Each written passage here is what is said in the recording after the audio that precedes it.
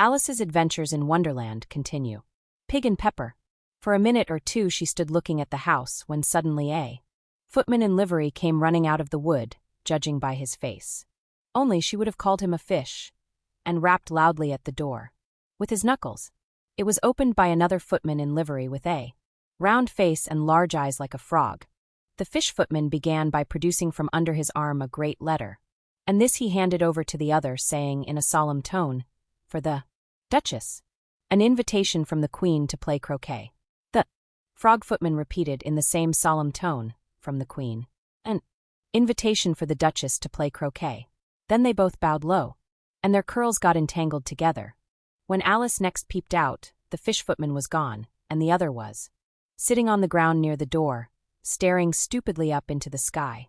Alice went timidly up to the door and knocked. "There's no sort of use in knocking," said the footman, "and that for 2 reasons. First, because I'm on the same side of the door as you are. Secondly, because they're making such a noise inside, no one could possibly hear you. And certainly their underscore was underscore a most extraordinary noise, going on within a constant howling and sneezing, and every now and then a great crash, as if a dish or kettle had been broken to pieces." "How am I to get in?" asked Alice. "Underscore or underscore you to get in at all," said the footman. "That's the first question, you know." Alice opened the door and went in. The door led right into a large kitchen, which was full of smoke from one end to the other. The Duchess was sitting on a 3-legged stool in the middle, nursing a baby. The cook was leaning over the fire, stirring a large cauldron which seemed to be full of soup. "There's certainly too much pepper in that soup," Alice said to herself, as well as she could for sneezing. Even the Duchess sneezed occasionally, and as for the baby, it was sneezing and howling alternately without a moment's pause. The only 2 creatures in the kitchen that did underscore not underscore sneeze were the cook and a large cat, which was grinning from ear to ear. "Please would you tell me," said Alice a little timidly, "why your cat grins like that?" "It's a Cheshire cat," said the Duchess, "and that's why." "I didn't know that Cheshire cats always grinned. In fact, I didn't know that cats underscore could underscore grin," said Alice. "You don't know much," said the Duchess, "and that's a fact." Just then the cook took the cauldron of soup off the fire, and at once set to work throwing everything within her reach at the Duchess and the baby. The fire irons came first, then followed a shower of saucepans, plates and dishes. The Duchess took no notice of them, even when they hit her, and the baby was howling so much already that it was quite impossible to say whether the blows hurt it or not. "Oh, underscore please underscore mind what you're doing," cried Alice, jumping up and down, in an agony of terror. "Here, you may nurse it a bit if you like," the Duchess said to Alice, flinging the baby at her as she spoke. "I must go and get ready to play croquet with the Queen," and she hurried out of the room. Alice caught the baby with some difficulty, as it was a queer-shaped little creature and held out its arms and legs in all directions. "If I don't take this child away with me," thought Alice, "they're sure to kill it in a day or 2. Wouldn't it be murder to leave it behind?" She said the last words out loud, and the little thing grunted in reply. "If you're going to turn into a pig, my dear," said Alice, "I'll have nothing more to do with you. Mind now." Alice was just beginning to think to herself, "Now what am I to do with this creature when I get it home?" when it grunted again so violently that Alice looked down into its face in some alarm. This time there could be underscore no underscore mistake about it. It was neither more nor less than a pig. So she set the little creature down and felt quite relieved to see it trot away quietly into the wood. Alice was a little startled by seeing the Cheshire cat sitting on a bough of a tree a few yards off. The cat only grinned when it saw her. "Cheshire Puss," began Alice rather timidly, "would you please tell me which way I ought to go from here?" "In underscore that underscore direction," the cat said, waving the right paw round, "lives a hatter, and in underscore that underscore direction," waving the other paw, "lives a March Hare. Visit either you like, they're both mad." "But I don't want to go among mad people," Alice remarked. "Oh, you can't help that," said the cat. "We're all mad here. Do you play croquet with the Queen today?" "I should like it very much," said Alice, "but I haven't been invited yet." "You'll see me there," said the cat, and vanished. Alice had not gone much farther before she came in sight of the house of the March Hare. It was so large a house that she did not like to go near. till she had nibbled some more of the left-hand bit of mushroom. A mad tea party. There was a table set out under a tree in front of the house, and the March Hare and the Hatter were having tea at it. A dormouse was sitting between them, fast asleep. The table was a large one, but the three were all crowded together at one corner of it. No room, no room, they cried out when they saw Alice coming. There's plenty of room, said Alice indignantly, and she sat down in a large armchair at one end of the table. The Hatter opened his eyes very wide on hearing this, but all he said was, "Why is a raven like a writing desk? I'm glad they've begun asking riddles. I believe I can guess that." She added aloud, "Do you mean that you think you can find out the answer to it?" said the March Hare. "Exactly so," said Alice. "Then you should say what you mean," the March Hare went on. "I do," Alice hastily replied. At least I mean what I say. That's the same thing, you know." "You might just as well say," added the Dormouse, which seemed to be talking in its sleep, "that I breathe when I sleep is the same thing as I sleep when I breathe." "It is the same thing with you," said the Hatter, and he poured a little hot tea upon its nose. The Dormouse shook its head impatiently and said, without opening its eyes, Of course, just what I was going to remark myself." "Have you guessed the riddle yet?" the Hatter said, turning to Alice. "Again." "No, I give it up," Alice replied. "What's the answer?" "I haven't the slightest idea," said the Hatter. "Nor I," said the March Hare. Alice gave a weary sigh. "I think you might do something better with the time," she said, "than wasting it in asking riddles that have no answers. Take some more tea," the March Hare said to Alice very earnestly. "I've had nothing yet," Alice replied in an offended tone, "so I can't take more." "You mean you can't take less said the Hatter. "It's very easy to take more than nothing." At this, Alice got up and walked off. The Dormouse fell asleep instantly, and neither of the others took the least notice of her going, though she looked back once or twice. The last time she saw them, they were trying to put the Dormouse into the teapot. "At any rate, I'll never go there again," said Alice as she picked her way through the wood. "It's the stupidest tea party I ever was at in all my life."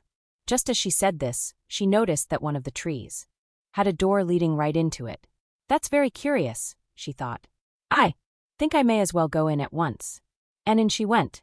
Once more she found herself in the long hall and close to the little glass table.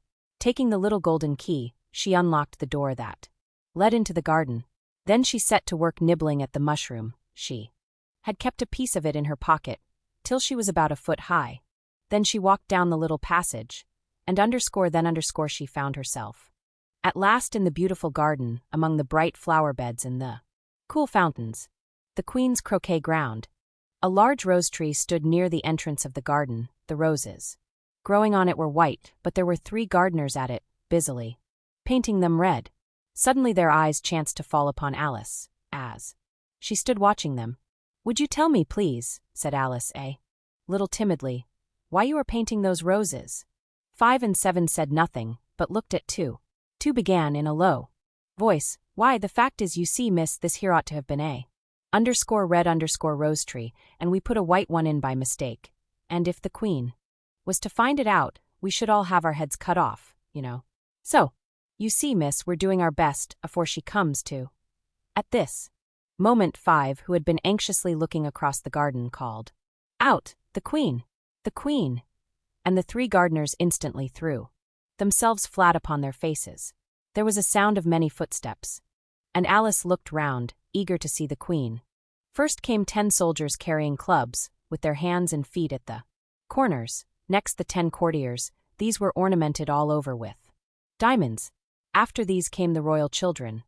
There were 10 of them, all ornamented with hearts. Next came the guests, mostly kings and queens, and among them Alice recognized the White Rabbit. Then followed the Knave of Hearts, carrying the king's crown on a crimson velvet cushion.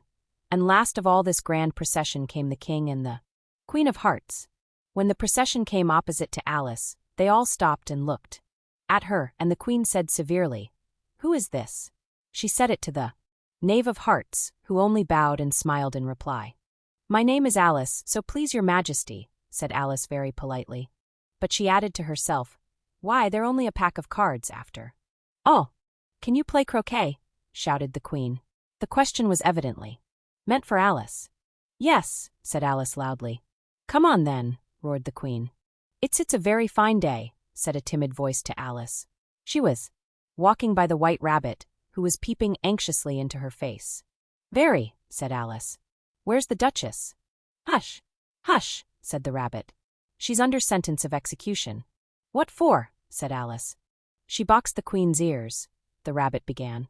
Get to your places, shouted the queen in a voice of thunder, and people began running about in all directions, tumbling up against each other. However, they got settled down in a minute or two, and the game began. Alice thought she had never seen such a curious croquet ground in her life. It was all ridges and furrows. The croquet balls were live hedgehogs, and the mallets live flamingos, and the soldiers had to double themselves up and stand on their hands and feet to make the arches. The players all played at once, without waiting for turns, quarreling all the while and fighting for the hedgehogs, and in a very short time, the queen was in a furious passion and went stamping about and shouting, "Off with his head," or "Off with her head," about once in a minute. They're dreadfully fond of beheading people here, thought Alice. The great wonder is that there's anyone left alive. She was looking about for some way of escape, when she noticed a curious appearance in the air. It's the Cheshire Cat, she said to herself. Now I shall have somebody to talk to. How are you getting on? Said the cat. I don't think they play at all fairly, Alice said in a rather complaining tone. And they all quarrel so dreadfully one can't hear oneself speak, and they don't seem to have any rules in particular. How do you like the queen? Said the cat in a low voice. Not at all, said Alice. Alice thought she might as well go back and see how the game was going on. So she went off in search of her hedgehog. The hedgehog was engaged in a fight with another hedgehog, which seemed to Alice an excellent opportunity for croqueting one of them with the other. The only difficulty was that her flamingo was gone across to the other side of the garden, where Alice could see it trying, in a helpless sort of way, to fly up into a tree. She caught the flamingo and tucked it away under her arm, that it might not escape again. Just then Alice ran across the Duchess, who was now out of prison. She tucked her arm affectionately into Alice's, and they walked off together. Alice was very glad to find her in such a pleasant temper. She was a little startled, however, when she heard the voice of the Duchess close to her ear. You're thinking about something, my dear, and that makes you forget to talk. The game's going on rather better now, Alice said by way of keeping up the conversation a little. 'Tis so, said the Duchess. And the moral of that is, oh, 'tis love. 'Tis love that makes the world go round. Somebody said, Alice whispered, that it's done by everybody minding his own business. Ah, well, it means much the same thing, said the Duchess, digging her sharp little chin into Alice's shoulder, as she added, and the moral of underscore that underscore is take care of the sense, and the sounds will take care of themselves. To Alice's great surprise, the Duchess's arm that was linked into hers began to tremble. Alice looked up, and there stood the queen in front of them with her arms folded, frowning like a thunderstorm. Now I give you fair warning, shouted the queen, stamping on the ground as she spoke. Either you or your head must be off, and that in about half no time. Take your choice. The Duchess took her choice and was gone in a moment. Let's go on with the game, the queen said to Alice, and Alice was too much frightened to say a word, but slowly followed her back to the croquet ground. All the time they were playing, the queen never left off quarreling with the other players and shouting, "Off with his head," or "Off with her head." By the end of half an hour or so, all the players except the king, the queen, and Alice were in custody of the soldiers and under sentence of execution. Then the queen left off, quite out of breath, and walked away with Alice. Alice heard the king say in a low voice to the company generally, "You are all pardoned." Suddenly the cry, "The trial's beginning," was heard in the distance, and Alice ran along with the others. Who stole the tarts? The king and queen of hearts were seated on their throne when they arrived, with a great crowd assembled about them, all sorts of little birds and beasts, as well as the whole pack of cards. The knave was standing before them in chains, with a soldier on each side to guard him, and near the king was the White Rabbit, with a trumpet in one hand and a scroll of parchment in the other. In the very middle of the court was a table with a large dish of tarts upon it. I wish they'd get the trial done, Alice thought, and hand round the refreshments.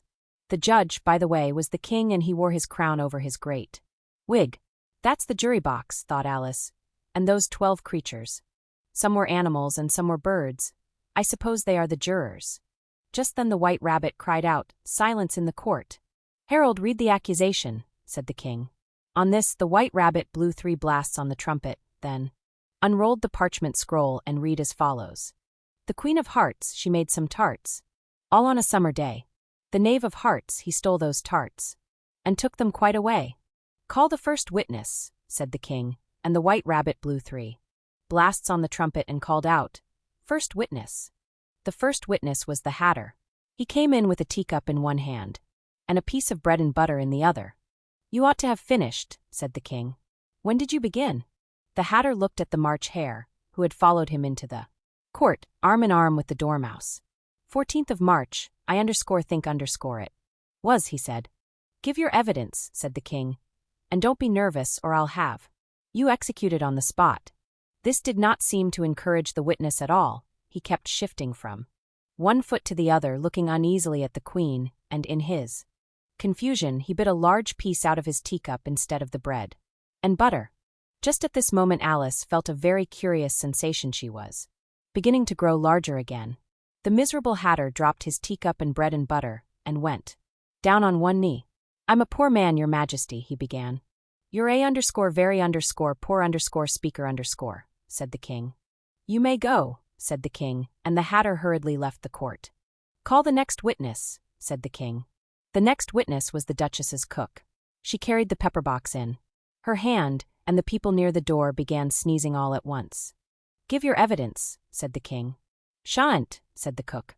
The king looked anxiously at the White Rabbit, who said in a low voice, "Your majesty must cross-examine this witness."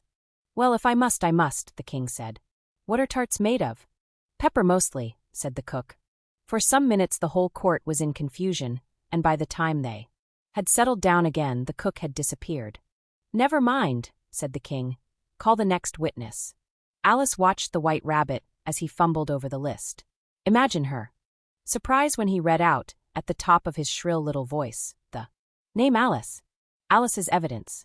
"Here!" cried Alice. She jumped up in such a hurry that she tipped over the jury box, upsetting all the jurymen onto the heads of the crowd below. "Oh, I_beg_ your pardon," she exclaimed in a tone of great dismay. "The trial cannot proceed," said the king, "until all the jurymen are back in their proper places __," he repeated with great emphasis, looking hard at Alice. "What do you know about this business?" the king said to Alice. "Nothing whatever," said Alice. The king then read from his book, Rule 42. "All persons more than a mile high to leave the court _. I'm not a mile high," said Alice. "Nearly 2 miles high," said the queen. "Well, I shan't go at any rate," said Alice. The king turned pale and shut his notebook hastily. "Consider your verdict," he said to the jury in a low, trembling voice. "There's more evidence to come yet, please your majesty," said the White Rabbit, jumping up in a great hurry. "This paper has just been picked up. It seems to be a letter written by the prisoner to somebody." He unfolded the paper as he spoke and added, "It isn't a letter after all. It's a set of verses." "Please your majesty," said the knave, "I didn't write it and they can't prove that I did. There's no name signed at the end. You must have meant some mischief, or else you'd have signed your name like an honest man," said the king. There was a general clapping of hands at this. "Read them," he added, turning to the White Rabbit. There was dead silence in the court whilst the White Rabbit read out the verses. "That's the most important piece of evidence we've heard yet," said the king. I don't believe there's an atom of meaning in it," ventured Alice. "If there's no meaning in it," said the king, "that saves a world of trouble, as we needn't try to find any. Let the jury consider their verdict." No, said the queen. "Sentence first, verdict afterwards." "Stuff and nonsense," said Alice loudly. "The idea of having the sentence first." "Hold your tongue," said the queen, turning purple. "I won't," said Alice. "Off with her head. the Queen shouted at the top of her voice. Nobody. Moved. Who cares for _you_? Said Alice. She had grown to her full size by this time. You're nothing but a pack of cards. At this, the whole pack rose up in the air and came flying down upon her. She gave a little scream, half of fright and half of anger, and tried to beat them off, and found herself lying on the bank with her head in the lap of her sister, who was gently brushing away some dead leaves that had fluttered down from the trees upon her face. Wake up, Alice dear, said her sister. Why, what a long sleep you've had. Oh, I've had such a curious dream, said Alice. And she told her sister, as well as she could remember them, all these strange adventures of hers that you have just been reading about. Alice got up and ran off, thinking while she ran, as well she might, what a wonderful dream it had been.